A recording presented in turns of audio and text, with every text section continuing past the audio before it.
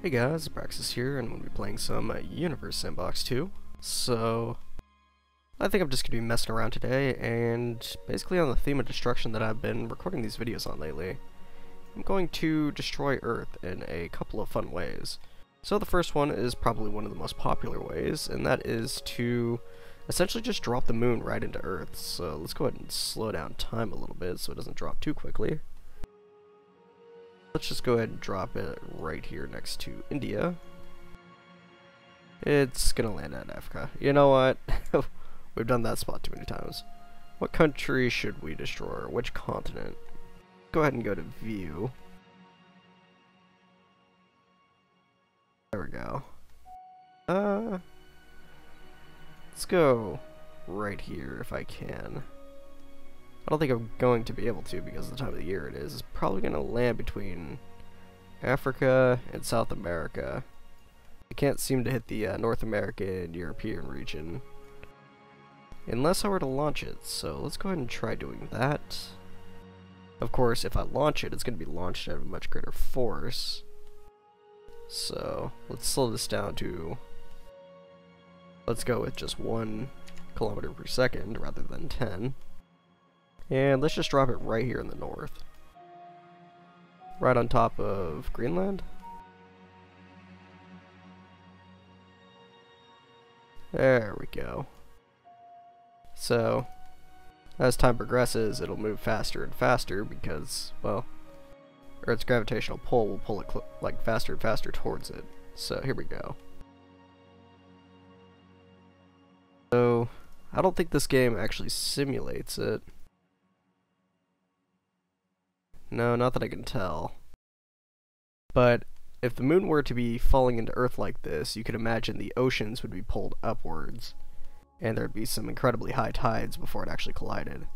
And what's going to happen to the moon is the moon's also going to be affected by tidal forces as it reaches Earth's kind of Roche limit and starts tearing apart the moon just before it collides. So let's go and watch and see what happens here.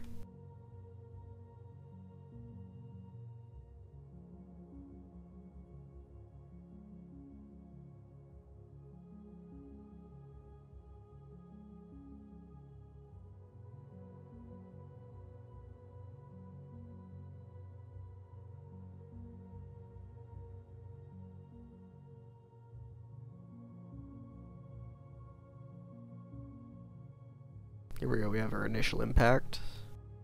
Doesn't look like the Roche limit was actually tearing apart the moon before that happened. But you can see tons of particles are spawned here, right below where it's actually collided. And you can see the huge impact. Just go ahead and resume and watch what happens. This is sped up 2x, this is 2 seconds per second, as it slowly falls into Earth. I say slowly, but this is actually happening very, very quickly.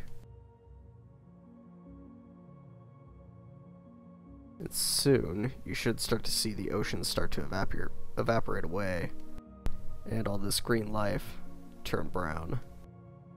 Earth will begin to heat up. It's already at 165 degrees Celsius.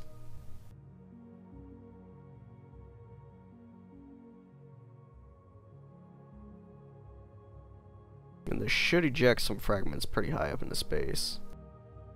Now, it wasn't that fast of a collision, so how quickly it ejects the fragments is going to be questionable.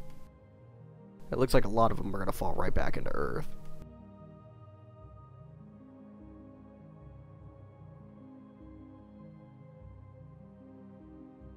And there it is, the moon is fully merged into Earth, and whoa, those are some big fragments right there. Okay, they just kind of faded out. Let's go ahead and speed up time a little bit. Oh, it's really cool with the particles turned up. You can actually see it like kind of scatter the fragments across continents, and oh, that's not good for the kind of Northern Africa, European region.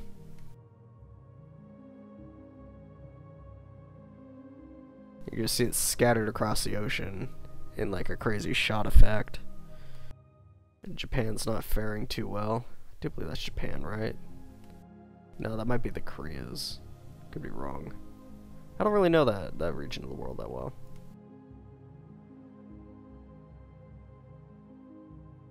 And shockingly, it seems to have done little to the face of the Earth.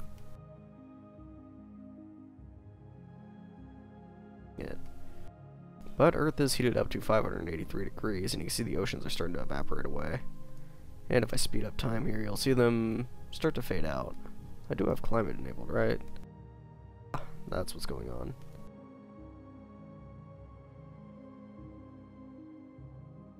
And there goes the oceans. Now, it's going to probably take somewhere along the lines of 10,000, anywhere between 10,000 and 50,000 years for Earth to cool off. Because it's going to get quite warm.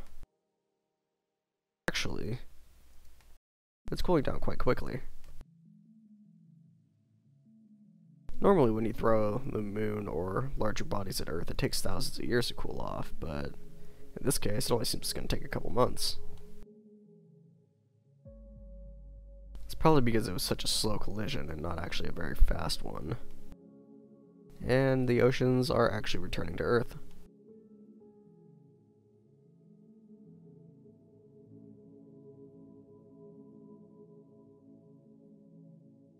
Let's keep speeding up time until Earth is around 20 degrees Celsius, and then I'll pause it.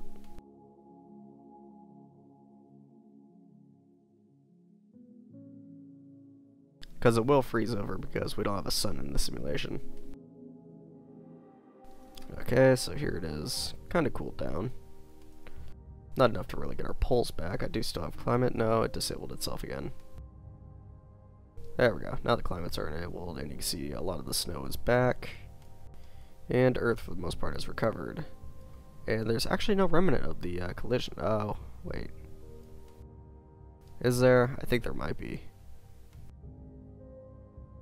No, it doesn't appear we're actually missing anything. Interesting. When a large object collides into Earth, it'll actually just erase something from it, so... It looks like everything has fully recovered from that collision, which seems completely unusual to me. But this game does not support things like plate tectonics and stuff like that yet. What I want to do is I want to very quickly just throw something like Ceres at North America and see what happens. So let's just slow down time here.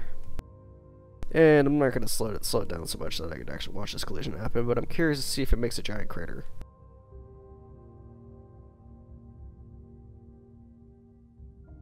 No, it really doesn't. That's very interesting. Before, it would actually like erase the landmass that it collides into. Now it just seems forever printed on the surface of the Earth.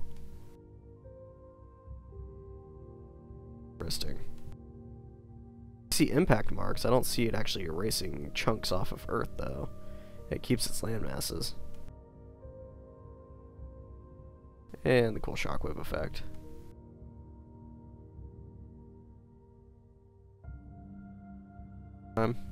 Oh, what a shame.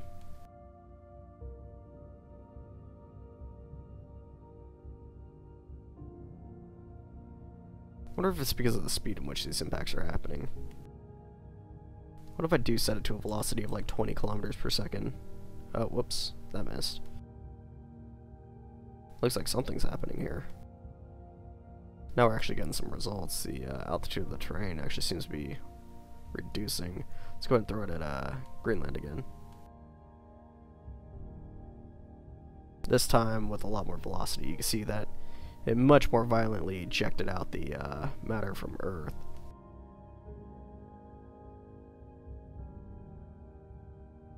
And that looks like it was much more destructive. So yeah, it was just the speed in which the moon actually collided into Earth that caused it to not be a very violent collision. Instead, I let it just kind of gently fall into Earth at mostly Earth's gravity. Okay, so let's go ahead and check out the next method I have to destroy Earth. So let's place a still Earth here, and let's actually lock its position. Now, I've done the pulsar thing before, but let's go ahead and do this with a couple black holes. Let's just use 2 of them.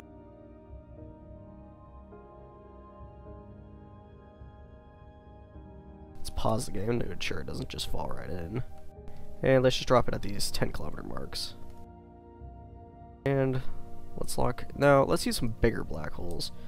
Oh no, these are 100 suns. That should actually be enough. Yeah, these are equivalent to 100 suns sitting on the side of Earth. Go to motion and just lock these. That way they're both just locked into position, and let's just watch these black holes tear Earth apart. Let's go ahead and change our background.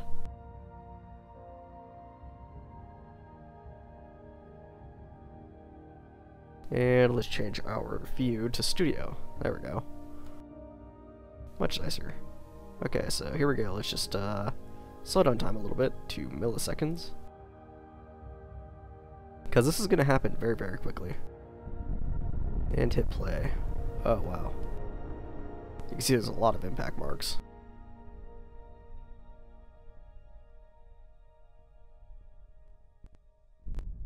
You can kind of just see them throwing chunks outwards everywhere.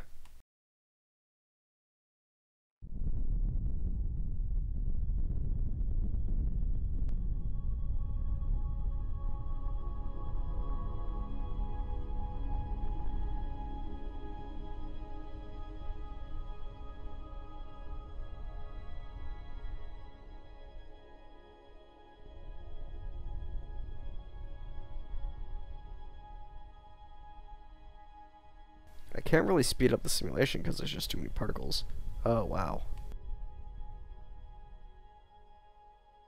Well, I don't think it's so much the particles, but more the impact marks all over Earth.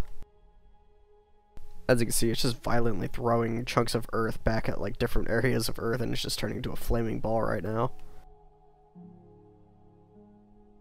And it's only been a few seconds. It's not even like it's really been that long.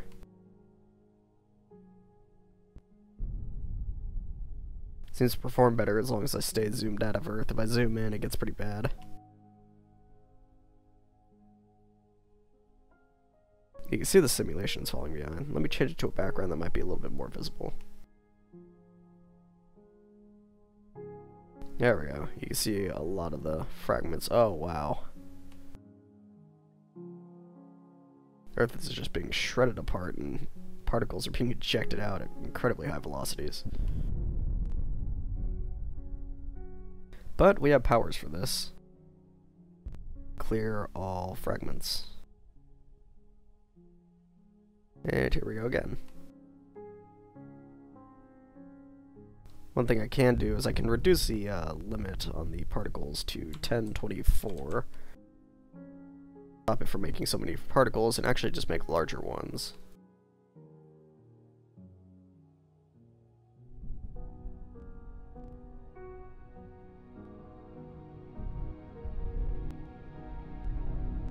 Let's go ahead and go back to powers and clear these again.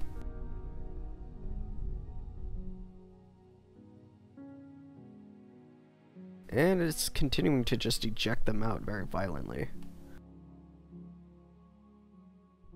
Now I imagine the lag is not so much from the particles, but more just all the shockwaves that are on Earth right now. Because it is literally just a glowing white ball.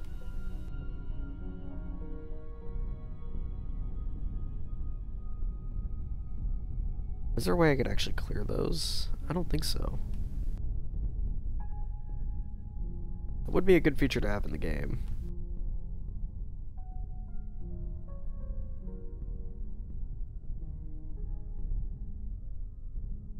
But that's another fun way to destroy Earth. And look at this little bug that's happening here. Look at these black holes. They actually have impact marks on them. Let's just pause the simulation and get rid of the lag. Look at that. These black holes actually have impact marks on them. Actually kind of see the shape of the actual black hole. When I look over at Earth, it's not pretty for the frame rate. So there we go. That's another cool way to destroy Earth. Maybe another way. I guess you could destroy Earth with itself. So I'm just going to do that really quickly. So let's just add in one Earth as a still object. And let's change its mass to the value of 10 Earths. So this is 10 times the mass of Earth. Now let's just put it in an orbit around Earth. Let's go ahead and slow down time a little bit. And put it really, really close to itself. And kind of just watch Earth destroy itself inside of its own Roche limit.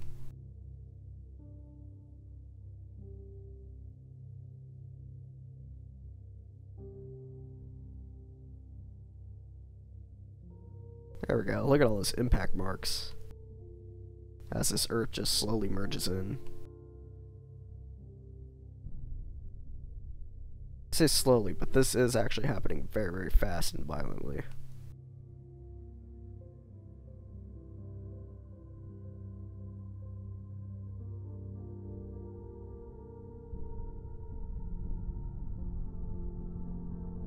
And it's turned molten. And there we go. Anyways, if you guys like this video, please leave it a like, and if you want to see more videos like this, please do subscribe. And if you have any other fun ways to kind of destroy Earth, it'd be cool to make a second episode of this. Anyways, see you guys.